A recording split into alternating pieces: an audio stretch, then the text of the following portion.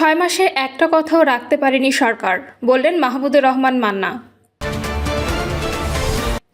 গত 17 বছর ধরে সংবাদ মাধ্যমের হাত বাঁধা ছিল, বললেন তথ্যমন্ত্রী। ছোট ভাইয়ের সঙ্গে স্ত্রী পালিয়ে যাওয়ায় নিজের গায়ে আগুন, চিকিৎসাধীন অবস্থায় মৃত্যু।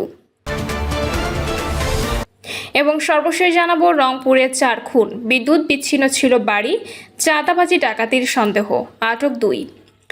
দর্শক শুনছিলেন সংবাদ শিরোনাম, এবার জানিয়ে দিব বিস্তারিত সংবাদ। তবে তার আগে অনুরোধ থাকবে ভিডিওটিতে একটি লাইক দিন এবং ভিডিও সম্পর্কে আপনাদের গুরুত্বপূর্ণ মতামত কমেন্ট করে জানিয়ে দিন। 6 মাসে একটা কথাও রাখতে পারেনি সরকার, বললেন মাহমুদুর রহমান মান্না। 6 মাসে সরকার একটা কথাও রাখতে পারেনি বলে মন্তব্য করেছেন নাগরিক ঐক্যের সভাপতি মাহমুদুর রহমান মান্না। তিনি বলেছেন, 6 মাস চলে গেছে, এখন সবাই কথা বলতে শুরু করবে, সমালোচনা শুরু করবে। 6 মাসের হানিমুন পিরিয়ড কি 6 বছর ধরে চলবে? 6 মাসে একটি শিশু হামাগুড়ি দিয়ে উঠতে শুরু করে, কিন্তু সরকার যদি নড়তেই না পারে তাহলে 5 বছর সময় পার করবে কি করে? রাজধানীর মিরপুরে বিদ্যুৎ, গ্যাস ও জ্বালানি সংকট নিরসন এবং দ্রব্যমূল্য কমানোর দাবিতে নাগরিক ঐক্য আয়োজিত আলোচনা সভায় প্রধান অতিথির বক্তব্যে মাহমুদুর রহমান মান্না এসব কথা বলেন। তিনি বলেন, সরকার 7 দিনে বিদ্যুৎ সংকট নিরসনের কথা বললেও 2 মাসের সমাধানে আসেনি। একটার পর একটা সমস্যা আসছে, কোনো সমাধান নেই। গণঅভ্যুত্থানে এত ত্যাগ ও মানুষের মৃত্যুর পরও কি দেশে গণতন্ত্র এসেছে? এমন প্রশ্ন উত্থাপন করে নাগরিক ঐক্য সভাপতি বলেন, কথা বলতে পারছি, এটাই কি সব? যতগুলো টেলিভিশন চ্যানেল আছে তার সবগুলোই বিএনপি দখলে চলে গেছে। এখনও কিছু কিছু টেলিভিশন দখল না হলেও তারা সংখ্যায় কথা বলতে পারছে না। এটার নাম কি গণতন্ত্র? সরকারের উদ্দেশ্যে তিনি বলেন, উন্নয়ন মানে বড় বড় দালান কোঠা স্থাপনা নির্মাণ নয়। উন্নয়ন মানে হচ্ছে সব গরিবের কর্মসংস্থানের ব্যবস্থা এবং দারিদ্র্য দূর করা। একদিনে দারিদ্র্য দূর হবে না, তবে শুরুটা তো করতে পারেন। 31 দফা রূপরেখায় 2031 সালের মধ্যে 1 কোটি লোকের চাকরি দেওয়ার কথা বলছেন। 6 মাসে একজনের কি চাকরি হয়েছে? তাহলে এসব চাপাবাজি কেন? বিদ্যুৎ ও জ্বালানি সংকট নিরসনে একটি রূপরেখা দেওয়ার জন্য সরকারের প্রতি আহ্বান জানিয়ে মান্না বলেন, না হলে সরকারের নম্বর কাটা শুরু হবে। কাটতে কাটতে একসময় শূন্যতে দাঁড়াবে। সরকার বিদ্যুৎ, জ্বালানি ও গ্যাসে ফেল, আইন শৃঙ্খলায়ও ফেল। রাস্তাঘাটে নারীদের সম্ভ্রম নষ্ট হচ্ছে। কনসার্ট, গান বাজনা, নৌকাবাইজ করতে দেবে না। কবর থেকে লাশ উঠিয়ে পুড়িয়ে দেবে, আর নিজেরা হাফ হাতা শার্ট পরে ঘুরলেই দেশটা ভালো চলবে। 6 মাসে ঠিকমতো খাতা খুলতে না পারলে নতুন করে পরীক্ষা দিন। বিদ্যুৎ সংকটের সমাধানে প্রতিটি বাসাবাড়িতে সরকারি খরচে সোলার প্যানেল স্থাপনের প্রস্তাব দিয়ে তিনি বলেন, গত 1 মাসে সরকার প্রতিদিন ব্যাংক থেকে 800 কোটি টাকা উত্তোলন করছে। তার মানে 1 মাসে 24,000 কোটি টাকা উঠিয়েছে। এর চেয়ে অনেক কম টাকায় সোলার প্যানেলের মাধ্যমে বিদ্যুৎ সমস্যার সমাধান সম্ভব। তার জন্য সবার আগে সরকারের উপর থেকে নিচ পর্যন্ত ঘুষ ও দুর্নীতি সম্পূর্ণ বন্ধ করতে হবে। মানুষের পেটে ভাত নাই আর আপনি টাকার জন্য ধান্দা করবেন, ঘুষ ও দুর্নীতি করবেন, এটা চলতে পারে না। বৃহত্তর মিরপুর এলাকায় দলের কার্যক্রম পরিচালনায় 6 সদস্যের সমন্বয় কমিটি ঘোষণা করে নাগরিক ঐক্যের সভাপতি বলেন, দল ও নেতৃত্ব নতুন রকমের হতে হবে।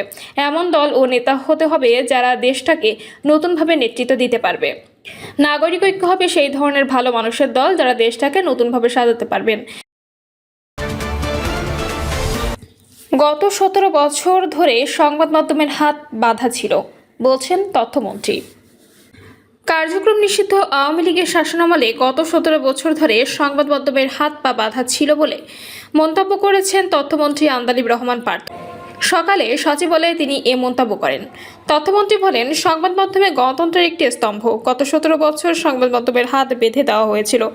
গণতন্ত্রের জন্য সংবাদ মাধ্যমের ভূমিকা অস্বীকার করার সুযোগ নেই। তিনি বলেন, সরকারের সব কর্মকাণ্ড জনগণের কাছে বিশ্বাসযোগ্যভাবে পৌঁছাতে হবে। একই সঙ্গে দেশের ইতিহাস, ঐতিহ্য, মুক্তিযুদ্ধের চেতনাকে মাথায় রেখে কাজ করতে হবে।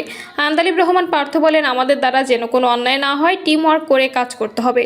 জনগণ আমাদের ভোট দিয়েছে। ছোট ভাইয়ের সঙ্গে স্ত্রী পালিয়ে যাওয়ায় নিজের গায়ে আগুন, চিকিৎসাধীন অবস্থায় মৃত্যু।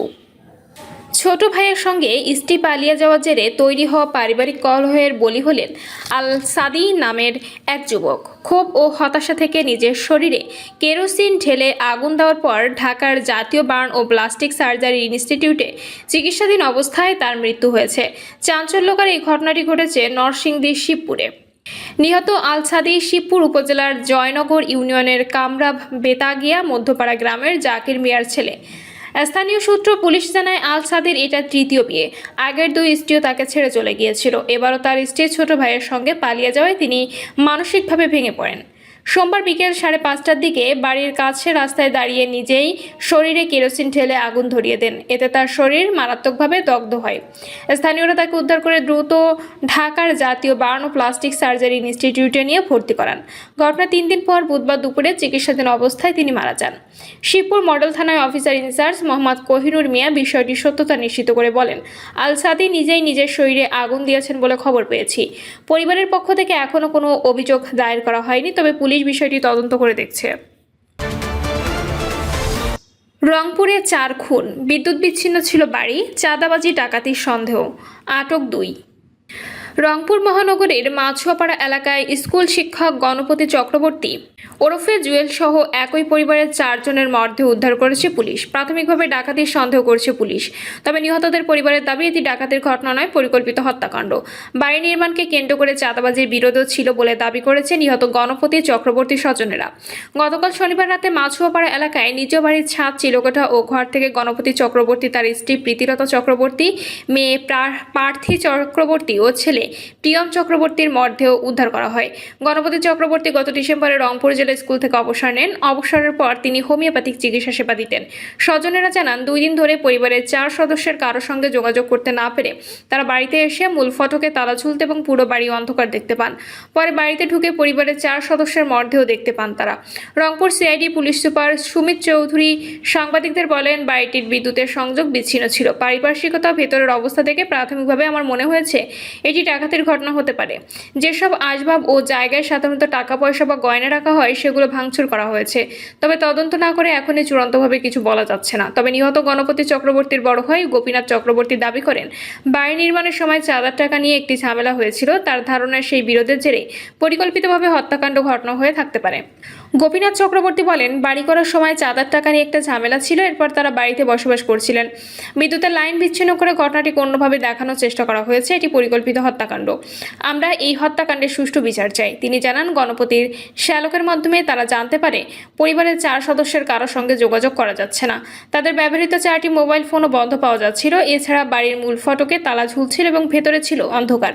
পরে স্থানীয় এক যুবককে বাড়িতে খোঁজ নিয়ে পাঠানো হয়, তবে তিনি সেখানে পৌঁছানোর আগে স্বজনেরা বাড়িতে গিয়ে মরদেহ দেখতে পান।